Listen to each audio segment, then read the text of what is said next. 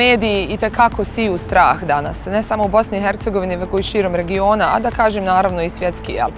Danas prvenstveno objektivno nezavisno istraživačko novinarstvo mora uzimati u obzir i drugu stranu, a druga strana su upravo ljudi.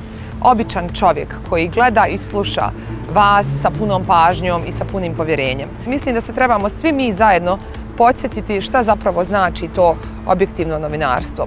Bez ikakvog profita prije svega, već human pristup. Ja bih rekla, humano novinarstvo nam je danas najpotrebnije. Mislim da smo mi kao alternativni opet mediji, kao što je YouTube ili kao što je Instagram ili kao što je Facebook, itekako spremni pružiti dodatak ili potporu, podršku tradicionalnim medijima kao što je televizija, radio i print.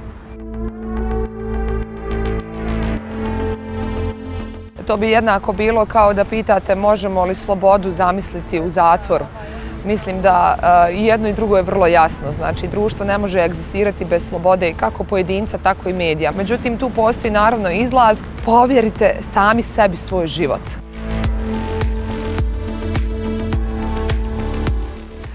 Moja sugestija svim gledaocima i građanima bi bila prije svega da se odvoje od elektronike, da ugase elektronske naprave, da stave ruke u zemlju, da stave stopala na zemlju, da rade sa zemljom prije svega i da vjeruju sebi. Pusti priču da živi.